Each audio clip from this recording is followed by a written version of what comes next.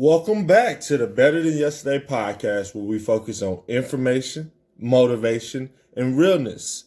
It's Friday, March 20th, 2020, episode 151. First topic. Okay, I know we've been just corona. But right now, it has become a thing. It is more than a thing. Things are shutting down, lockdowns on cities, all that type of thing. But I want people to understand that there are level-headed people such as myself. This is a time for leadership to really show its face, people who are leaders and people who aren't leaders. So, in my opinion, the level-headed people, we tend to, it's not necessarily downplay it, but we don't panic. There's a lot of people panicking and making decisions and emotional decisions off of what's been said. They look at, when they look numbers, they create hypothetical numbers in their head, and they just keep it going. Like I'm a glass half full person here. Let's chill with the panic. Like you hear me bring my voice down. Let's chill with the panic. And I just want to be known, just because some people don't panic does not mean they don't care. I have grandmas that I am very close. I lost my last grandfather earlier this year, so all I have left is my grandmothers, as far as in the older generation. And they're a little scared. They're a little worried. They're not panicked, though. I will tell y'all that. My grandmothers are both. They're all pretty chill or whatever. So, and for any other grandmas and grandpas, for any older people out there, just because people aren't panicked, such as myself, does not mean we do not care. We care. But panicking in any situation, people, it does not help. So just remember that when you start vilifying people. We talked about this last week or earlier this week. When you start vilifying people as if they don't care, that is not true. That is false narrative. They do care. They just don't want you to overreact. Topic 2. You know what? Y'all gonna hate to say it, but things happen for a reason. I have to admit, not sure what the reason is. Not sure what this is gonna lead to. I'm hoping that in the next year from now, we'll look back on this and say, hey, everybody's got their stuff together, because it's like, man, we just never know when something like this could happen again. So everybody becomes overly paranoid. I hadn't even thought about this, but like back in, so let's say the World War II era, or that Cold War, I would say Cold War era, where they thought that communist countries were going to bomb us and stuff. A lot of people built bomb shelters and things like that. They didn't know what was going to happen, but they just simply were prepared for it. And I have to admit, man, initially I'm like, oh man, it's going to blow or blah, blah, blah. But the panic around me is causing me to go, hey, it's time to be prepared. So I will be doing some preparation things today myself. I have let it go just because I'll be in all weekend, not really sure how things are going to go with having my son or his mom. It's just a lot of different things going on that we got to figure out, because, whatever he feels he wants to be, that's pretty much how we're going to do it, just because he's out of school, and we'll get to see him more on either side. But other than that, man, I don't know what's happening. I don't know the reason, but things happen for a reason. And we going to see.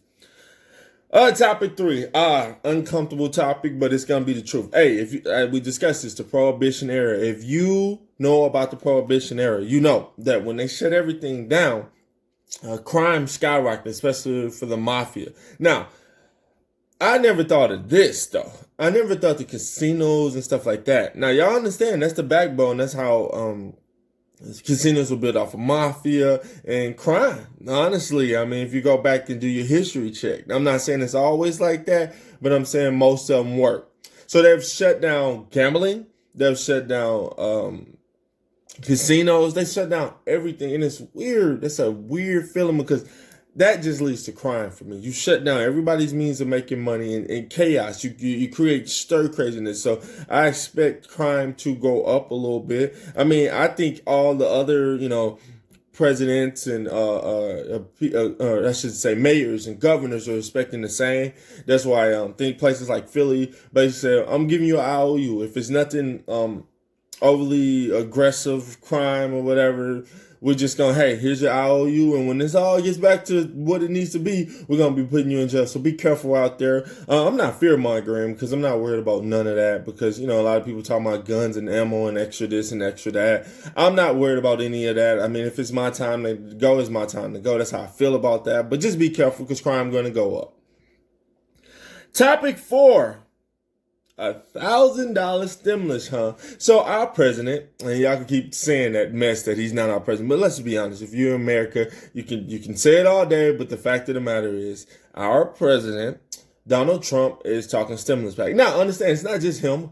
Congress has to approve. A lot of people have to approve. So our government, I will say, is approving the stimulus package. Either way, I won't care. I shouldn't say care, but I won't believe it until I see it. Until I see a check in the mail or something deposited in my account. That's just what it is for me, man. I'm just, when it comes to those situations, I am a little bit more pessimistic and glass half empty. Glass half full is the things I try to control. Glass half empty about things that's outside of me that require, like people sending me money. I don't want to put my hopes too high. So my question to y'all is that socialism? Is it? I mean, it is, right? Are we getting our test of socialism for everybody that's deeply Republican? Are you going to deny the check for everybody who can't stand the president? Are you going to deny the check? What are you going to do? Because now you're in a conundrum here. Are you going to take the money or you're not? Either way, that's why I stay objective, because I can take it if it comes, and if it don't come, I'm not mad at it. They didn't have to. You see what I'm saying? Final topic. Can you be trusted? Good question, right? Let's go back to integrity of life. Like, you want to be the person that people can go through and trust. When I sit back and think about things, a lot of people put trust in me. So what I try to do is to not screw them over. And I mean, I try to be as the most trustworthy person. Now, I've done some things as far as in my marriage in the past, so my integrity there was lost. But for the most part, with other things, I try to always do and be trusted. Like, I was trusted with things. My kid doesn't even have a key to the house or anything. I mean, I can remember as far back as like 6 and 7 having a key to get off the bus to come in the house on my own. Mom's trusted me to be responsible. I babysitted my brothers. I know it's illegal now, but I babysitted my brothers when I was younger. I was trusted. Moms and dad both trusted me to drive their cars at early ages, trusted me with their homes going out of town. Like, I've been trusted with bars and just different level of things and control. Like, so if I had a power or control issue, I could have screwed things up, but I don't. So are you trustworthy? Can you be the person that everybody leans to? And I have to admit, a lot of people do lean to me. I'm not always, nobody's perfect. I'm like, again, I had infidelity issues. So my wife couldn't trust me when I was married. So, you know what I'm saying? But that was a maturity thing. Now, my girlfriend, she can, because I preach that black men don't cheat. And I seriously mean that. I just feel like I would be hypocritical if I ever did anything that was disrespectful to her. Me and her talk about it. And if I even think that I said something crazy, I would instantly, just talk to her about it. But anyway, this is a good time to build integrity and be trustworthy with people. So, if you can help out people and you got the means to do it, man. Be trusting, right now. So anyway, thanks for listening to the Better Than Yesterday podcast. It's Friday, March 20th, 2020, episode 151. I just appreciate everybody that's just sticking with me, sticking through this. It's a lot going on right now. If you have time on the weekend, I'll probably, just because we're off, man, I'm probably going to share the show all weekend. I mean, just check it out. You got time. The YouTube's fairly new. We're about two and a half weeks in on the YouTube. So it's something I'm very proud of. So check out YouTube. I'll post the links on everything all weekend long. We posting everything, give you some positive. You can listen to the old episodes, less about what's going on right now.